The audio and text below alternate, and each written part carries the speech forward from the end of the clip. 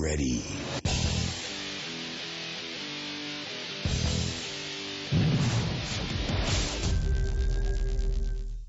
Today we're going to have a special episode based on feedback we received from our listeners.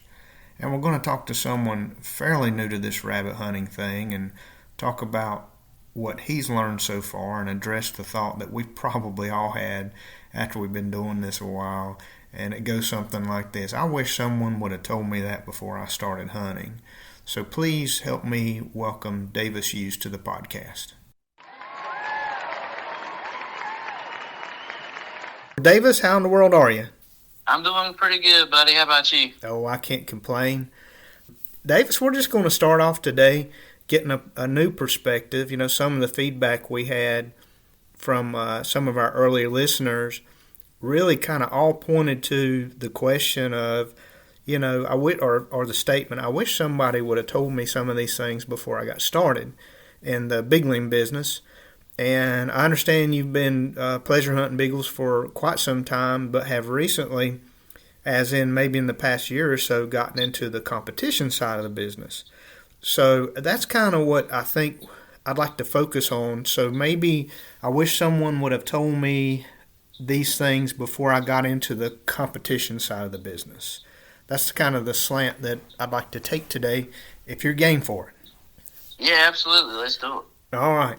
Well, David, before we get started, just tell us a little bit about yourself, you know, a little bit about how you got started in beagles and just an overview of kind of your experience in the hound world.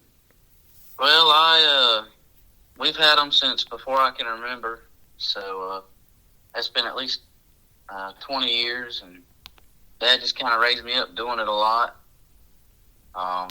Grandpa and uncles in the eastern part of the state have had deer hounds and fox hounds my whole life, and I've done that too. So I've been around hounds my whole life. But in the last, I'd say, about a year ago, I started doing the field trials pretty consistently, and I've really gotten into that lately and enjoyed it. Well, you've been pretty successful too, haven't you? I mean, especially starting out, you've had a lot of success in this first year.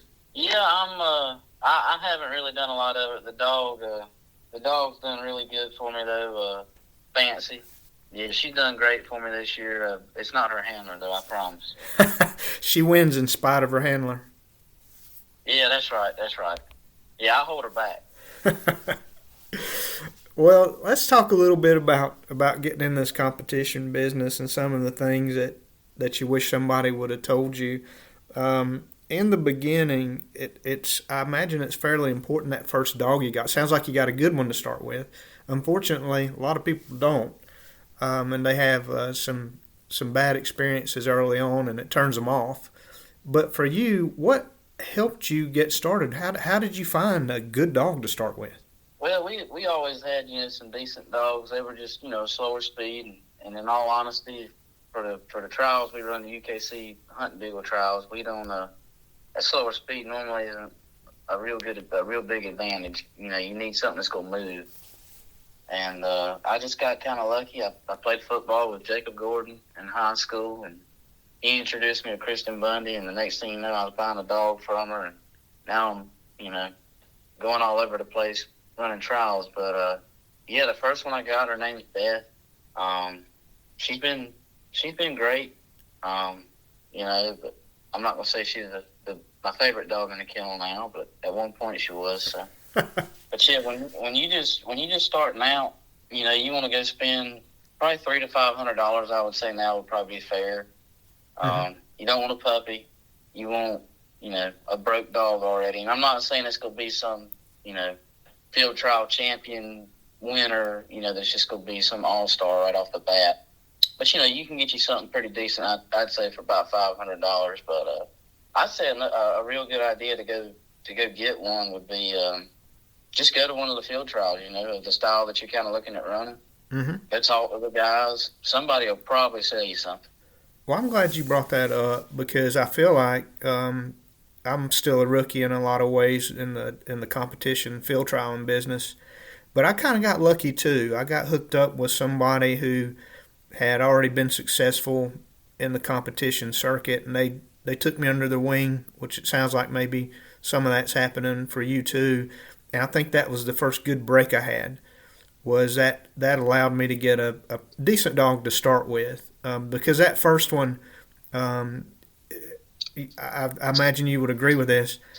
You learn a lot. You make a ton of mistakes, and I had the same experiences. My first hound won some things in spite of my poor handling skills and abilities. But had I not had a decent hound to start with, I think it might have been demotivating, and maybe I would have just given up and gone and done something else. And so I think it's really important, and I'm glad we're starting with this. Make sure you get a good dog. And I had heard a long time ago, an old timer told me a long time ago, spend as much as you can. Spend till it hurts, and then spend a little bit more.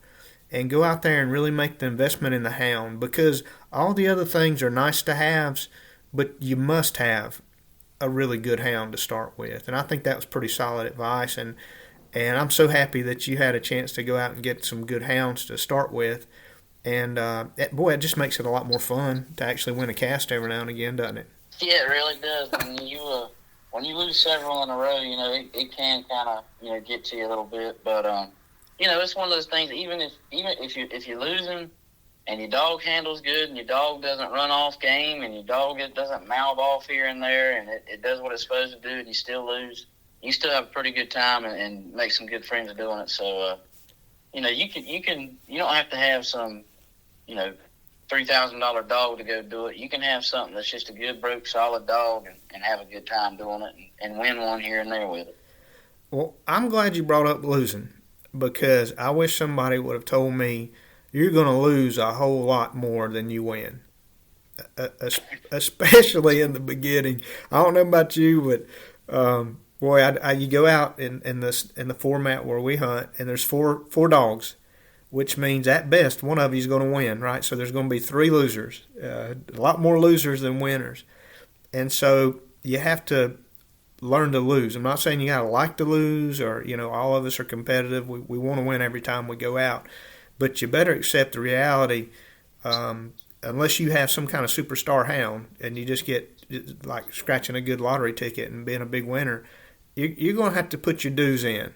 You're going to have to put your time in. Does that sound about right? Yeah, I really think even with a superstar hound, how many are really going to win? Mm-hmm.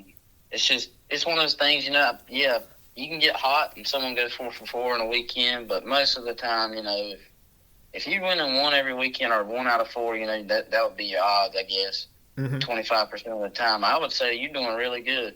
I feel like I'm doing pretty good if I win 1 out of 4, I do too. I really do.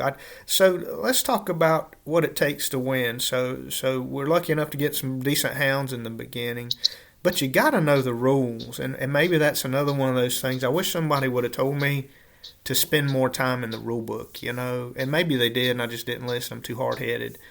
But boy, you really have to know the rules and to be successful in this stuff. So how did you tackle that? Did you read the book? Do you practice at home with your own beagles or your friends while you're out hunting? What's some advice you could give to somebody about the rules? The first thing you need to do is you definitely need to read the rule book and try to understand what you can out of it. And you're not going to understand everything, but I'll call it practicing, because that's what it really was. Mm-hmm. I'll go out with some of my friends or whatever, and we'll kind of almost run a mock trial. And I learned a lot of the rules like that. All the really basic stuff, anyways, mm-hmm. that happens commonly. I've learned like that. And if you do decide to go to the field trial, and you got the basics of striking your dog and when you can call a line and stuff, the real basic stuff, you could probably make it at a field trial. But if something happens and you just aren't sure about it, and you feel like someone's trying to cheat you, I guess you'd say, in my opinion, the best thing to do is, ask the judge, say, well, why are you minusing me, 50 right here? Or why are you going to minus me 100 right here, mm-hmm. or whatever? But definitely, actually going to the trial and asking the actual judge on the cast while the situation's happening. That's been the biggest way for me to learn. Yeah, I think that's solid advice, and I think that, again, I wish someone would have. I wish someone would have told me it's okay to ask more questions, and not be afraid that you're going to come across as being difficult. It's okay to ask questions. That's how you learn. Especially when you're new. Everybody for the most part that I've been with wants to help you out. Most of the time, especially like I said, when you're new, you can ask away and they'll answer you and try to explain everything to you and help you out. Mm-hmm. Well, you mentioned judging, so I know this is kind of a rookie year for you. Have you ever had to hold the scorecard yet? I have, one time. Wow. Well, what did you think about that? I'd rather just handle. It's one of those things where I've gotten confident enough with the rules that I feel like I can run with anybody. If someone else is judging and kind of make sure everything's kind of straight. But I'm not confident enough yet to be like, no, this is how we're doing it. If somebody's confused or something. Right. Well, from what I've seen, Davis, you seem to be a pretty straight shooter, and honest guy, and that's the kind of folks that you want judging these casts. And I know that those guys running these field trials are going to ask you sooner or later. And one of the things that somebody told me early on that really helped me, and I've judged a little bit. So it certainly helped me understand the ins and outs of some of those more complex rules. There's Sam, you're one of the judges I've been asking all them questions to when I was starting out. So, yeah. So I think you got it down pretty well. If anybody has any questions, feel free to send an email to Sam. He'll try to get back to you, I'm sure. Yeah, I hear you. I appreciate that. But one of the things that somebody did tell me early on, so it's not really I wish somebody would have told me, and I think it was Jeff Stacy and maybe Ronnie Brown and just different folks that are good Master of Hounds guys, good Beagle guys, said take some scorecards with you during your pleasure hunts during the week when you're getting these dogs ready and keep score. And I didn't for like the first 2 or 3 years. I thought, man, that's silly, But when I was being called upon to judge more often, I felt like, if they're going to trust me with the scorecard, I better learn what the heck I'm doing.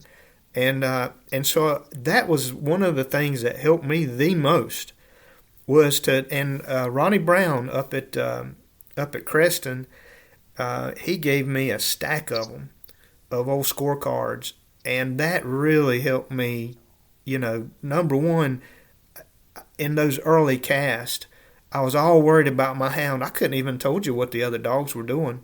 I had no idea because I was so focused on just making sure I was calling mine right.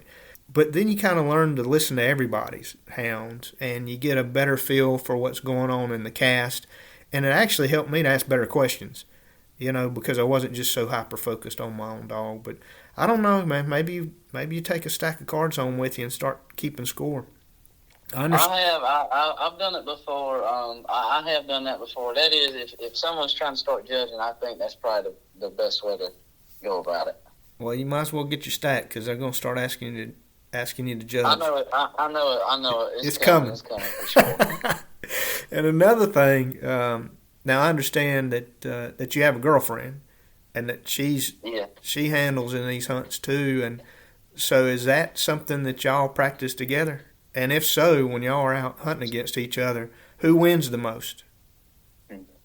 Oh man, Sam, you gonna ask me that after I'm down, man. Yeah. Yeah, we when we're out running or whatever, we'll kind of practice being like, oh well, that dog that could have probably been warned for rough running, or that dog would have took a minus right then, or dogs being checked right now, that kind of thing. But yeah, when we run against each other, at the moment I'm 1-2. I just took my second loss. I think it was 2 weeks ago in Pennsylvania.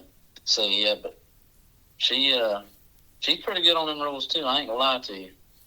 Well, I've hunted with both of you guys, and you're both packing nice hounds, and you're a pleasure to hunt with. But she's no joke now. She'll wear you out. No, she ain't. I went out there. I was like, I don't want her to think I'm trying to do it wrong or something if I win. And no, I ain't got to worry about that because she's hammered down on me most of the time. Oh, that's good. That's good stuff. Well, let's talk a little. Let's switch gears just a little bit. So we have a dog. We're interested in going to these hunts. We know how important it is to learn the rules. Maybe it's a good practice to take them home with you, the scorecards, and practice during the week.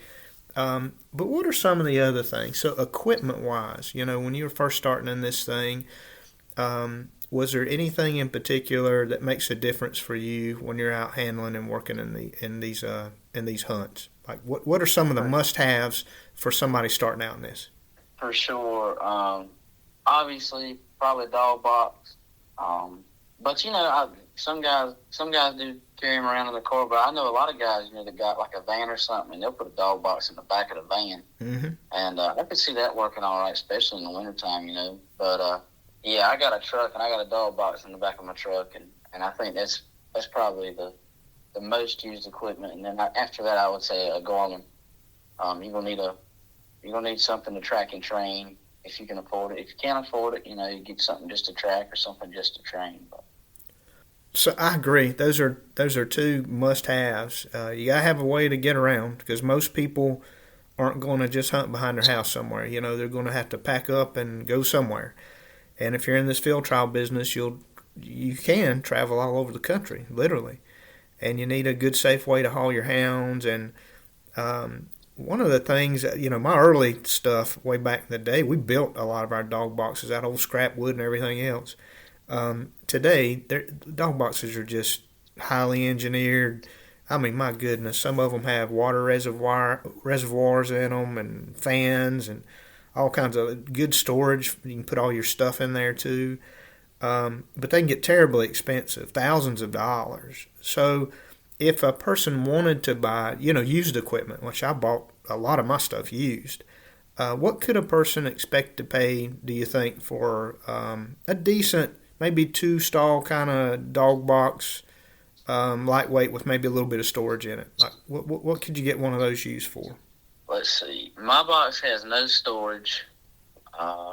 It's not real big, but I can fit 6 hounds, no problem, and 6 beagles, no problem. Mm-hmm. And that's what my dad got me for Christmas after I first started getting into the field trial dogs. But oh, that's a great Christmas. Thanks, Dad. yeah, it is. Yeah, shout out, Pops. But yeah, I think it was. I'm gonna say it was 500. It could have been 400 used. Mm-hmm. It's diamond plate. It's nice. But I don't have any top storage. Mm-hmm. But one thing I would say to really think about on the top storage thing. First off, it adds a lot to the price of the box a lot of times. And not only does it add the price up, but the weight of the box goes up. Mm-hmm. And if you're like me, I need to be able to get my box off. Kind of be able to take it in and out. So I need a lighter box anyways. So it works out good for me not having it. If you got a toolbox, you don't really have to have top storage on. That's right. That's a good point too. I've seen a lot of guys just put their equipment in their toolboxes.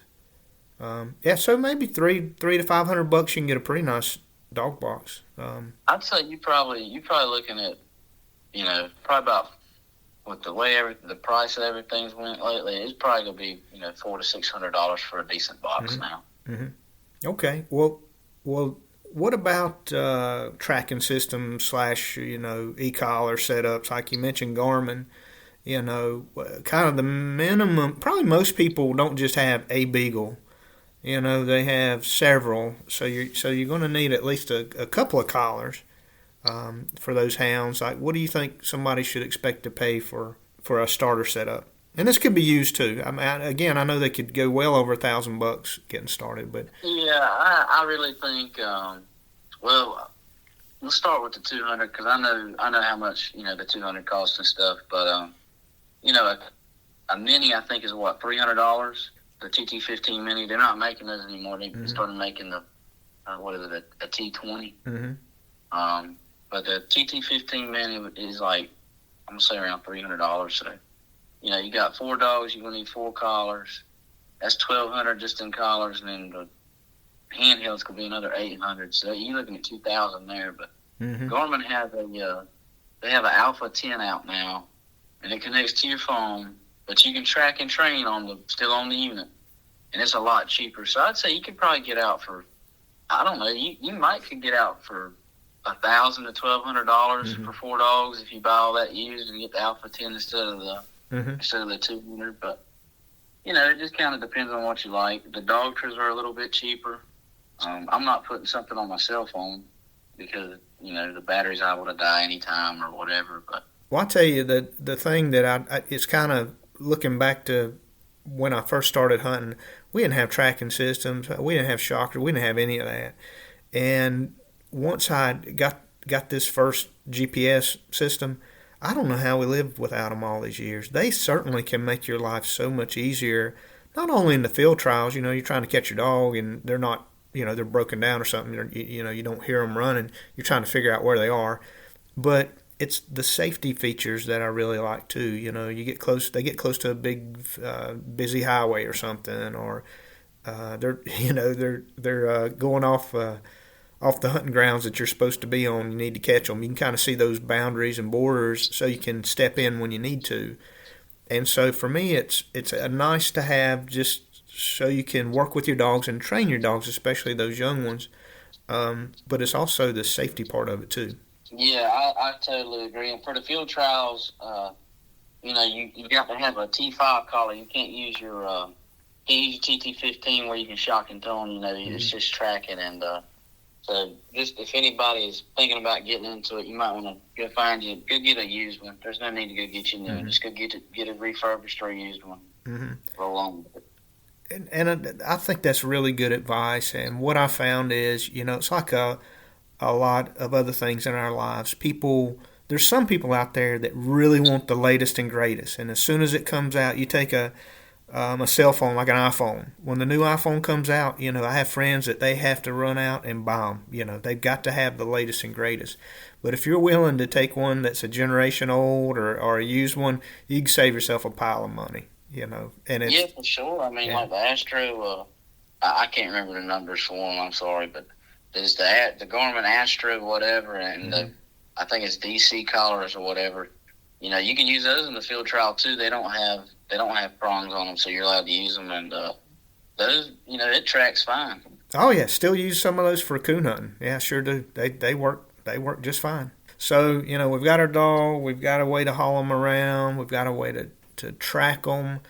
And maybe we should have put this in the first part, but I wanted to ask you about this because when I first got in the beagle business, I had coonhounds, and I still love to coon hunt to this day. But my kennels were set up very differently than what I've seen beaglers do. So my kennels were, big runs, concrete floors, easy to clean, big dogs. I didn't worry about them necessarily breaking out, and it didn't take me long when I got those beagles to learn that they can escape. They're escape artists, man, because they don't need much room, to get out. So you could have just a little bit of give and some of your chain link fence or whatever you have, and they can get out. So you got to beagle proof them. But the other thing was, when I pulled up to my to some of these folks' houses that were big time beaglers, I thought there were rabbit hutches out there. And no, they're off the ground kennels. And so a lot of folks in the beagle world have off the ground kennels where the bottom, kind of the floor of the kennel, is some sort of wire mesh where all the stuff can fall out, and it just makes it easier to clean. It's good hygiene, and also softer on the joints and stuff and pads of some of the beagles too. But do you have an opinion on that? Which one you prefer, or which one you think? Yeah, this has been the most recent thing that I've kind of dealt with, in terms of lately. But yeah, I grew up. We always had a concrete pad with a couple 10x10s, hooked together, and that's just kind of how we did it. And I didn't know there was an above ground kennel until like 2 years ago, probably. And kind of like you, I was a little confused at first, and then I realized, the dog's got plenty of room in there, and it's easier on their joints. It's more sanitary, and so we built a 4-stall. And so far, I've liked it a lot more. I will say the wire bottom, if you don't have enough support, it kind of starts to sag. So if you go build one, you definitely need to put enough support on the bottom of it. But I've gotten to where I prefer the above ground more personally. It's easier to feed. You can just throw the bowl in there. You don't have to separate dogs. Mm-hmm. Whereas in the other kennels, we got to chain them up so they can eat. Otherwise, they'll be in there fighting over food. So, yeah, I've enjoyed the above ground kennels a lot more. And how much, like, I don't know if you've broken this down or not, but how much does a beagle eat? I mean, how if you had a bag of dog food, I don't know, good old sack of Purina or something, and it's 35 pounds. I mean, how long will that last?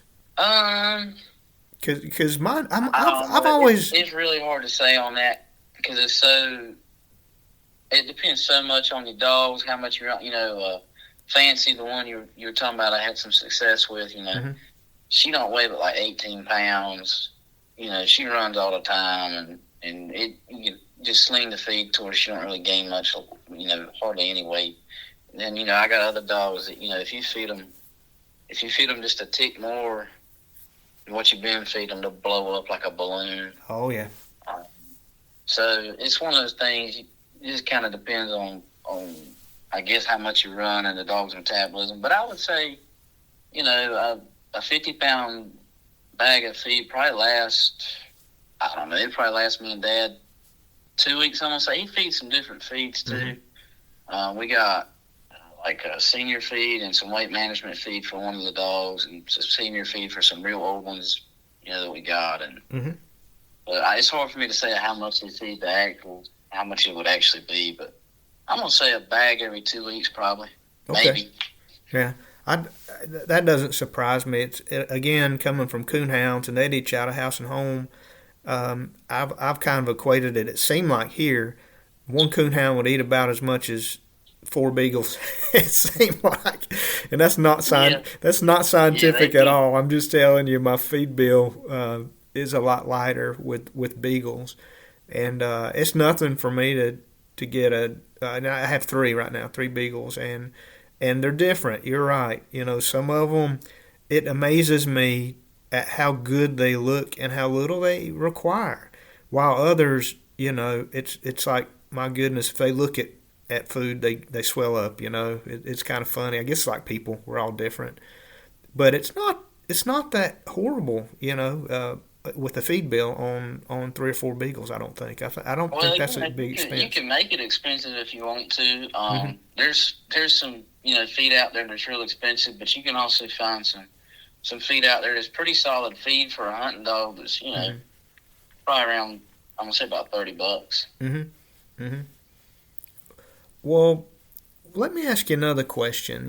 When you're first starting out, and I think one of the things that is interesting about beagles is the size of hunting grounds.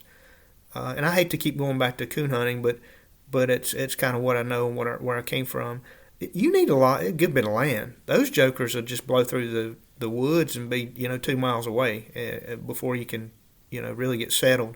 And so you tend to need some larger tracts of land to hunt. And one of the things that I really liked about the beagles is I just didn't need nearly as much land. However, where I live, and I guess maybe down towards where you guys live too, everybody's dealing with urban sprawl. Just loss of hunting lands. A lot of the farms, at least around here, the next generation doesn't want to take on the family farm. So unfortunately, a lot of them are going away and turning into things like housing developments and stuff. So it's really important to have some places to hunt, when you start down this road. And it's nice to have more than just in your backyard kind of hunting. It gets boring hunting the same place every day. So what are your thoughts on, how did you find hunting land, and was that hard for you, easy for you? I think part of it depends on where you are in the state or in the country, and do you have access to game lands? Some people have tons of game land. Like up in Ohio, those guys, I think, hunt a lot of game land up there. I'm going to tell you, we don't have a lot of that where I live. You better know somebody. So how did that work for you? Well, growing up, for some reason, we never even thought to go to game lands. We go there some now just to run. But, growing up, it was pretty tough. We we didn't have a lot of spots that had a lot of rabbits, and when you lost one, you kept trying to look for him and get him going again because you might not jump another one, But lately, I've got in with, made some more connections and stuff around the Beagle Club, and we've had pretty good luck lately with having spots that have rabbits. But I also started working on farms. I got a little bit older and started working on some farms and stuff here and there, helping out. And most of those guys have given me permission to run on their farms, so that helps a lot too. I think that's always that's some really good advice. If you want to help some of these local farmers out, maybe during hay season, and you see them out working on their fences, there's always something to be done on the farm, and they're not going to turn you down most of the time if you want to come help them and trade out maybe some hunting rights for helping them when they get busy in those busy seasons. That's good advice. Good. Well, let me ask you this. One of the things that, I wish somebody would have told me, when I was starting to look at what style of beagle I wanted to hunt, it was really important for me because I had heard people say in the past, I have 2 packs of dogs, one that I gun hunt with and one that I field trial with. And I never could understand why you would need 2 packs of dogs, and until I hunted with some of those guys. And one of the things that appeals to me about the hunting beagle format is that you're supposed to be able to hunt the same dog, whether you're gun hunting or whether you're field trialing, and that was a big draw for me and why I went that route early on. So did you ever think about those kinds of things, or did you run into that where, there's beagles that people describe as walkie-talkies where they're taking a few steps, a step and a bark, a step and a bark, they seem really slow to me. And then you've got other formats that are like 100 yards in a cloud of dust, they just fly out like wild dogs into the field. But there's this balance somewhere in there between line control and speed, that we all really, really want, I think. But what are your thoughts on that? What drew you to this particular format? Well, like I said, I bought Beth from Kristen, and I ran her with my medium speed dogs. I'm not even gonna say medium speed. They're really probably like a medium, maybe on the faster side of medium. And she just blew them out of the water. And Beth is not that fast of a dog by any means. She's not some crazy dog. She's actually pretty good about staying on the track and running track and not going everywhere. But it's just one of those things where it was the excitement with the faster dogs for me. That was the draw for me. But you were talking about guys who have gun dogs and then they have the field trial dogs. And to be honest with you, if someone told me I was gonna have 2 different packs of dogs, I just wouldn't field trial, man. All my dogs that I will take to a field trial, they get shot over in January and February every year. And that's just how I've always hunted. And I'm not going to give up the hunting side of it for a dog that, for whatever reason, you don't want to shoot over it or gun hunt. Mm-hmm. Well, I agree. That's for me too. Maybe I'm too cheap. I don't know. But I couldn't take the thoughts of having 2 separate packs. I just want... Well, my thought about it is really like, if we're going to go out here and turn these dogs out and see who's got the best dog, I want it to be because that's what my dog does. My dog is a hunting dog. It's not because it's some kind of show dog or something. This dog is a hunting dog, and that's why I want it to win. I don't want it to win just because it does A, B, C, and D. I want it to win because it goes and hunts and holds the line good and runs fast enough. Mm-hmm. I know we're getting ready to wrap up, Davis. I really appreciate you sharing your experiences with us. So, as we do put the finishing touches on this, is there anything that we didn't talk about that you would like to add? That especially for folks that are considering getting into this, whether it's gun hunting, pleasure hunting, or competition. Yeah, on the gun hunting side of things, if you can put together a pack of beagles and you like them, I would just, stick with it. Keep running them and just stick with it. And don't worry about trying to have the fastest dogs, or if you don't care about field trials, just ignore all that. But if you're wanting to get into the field trials, I think you need to look at the dog's hunt. Is it sitting near you? And before you buy the dog, let me add that before you buy a dog, you need to run it at least one time. Is it sitting on the ground near you? Is it going off 500 yards and hunting, or is it kind of hunting like you need them to hunt? Right. 200-300 yards would be my preference. And when when a rabbit comes across, is that dog swinging 50 yards off of the line, or is it staying in line and doing what it's supposed to do? Or kind of understand that kind of stuff before you go buying a field trial dog, because if you don't know what you're kind of looking for, you probably go buy the wrong style of dog. I got you. Well, I always like to ask people before we check out, what are a couple of the best, one or two or three, I don't know, maybe it's just one of the best beagles you've ever seen on the ground? There's two. There's two I got to give some credit to. Okay. One is Flame. I was fortunate enough to run with Flame before she died. And could you tell us maybe who Flame is, or who was hunting? Flame was is actually the dog that Kristen said was a dog of a lifetime on one of your episodes. But I don't remember how much she won. She was the first dog into one of the Hall of Fames. I can't ever remember if it's the UKC or the NHPA. But she's one of the first.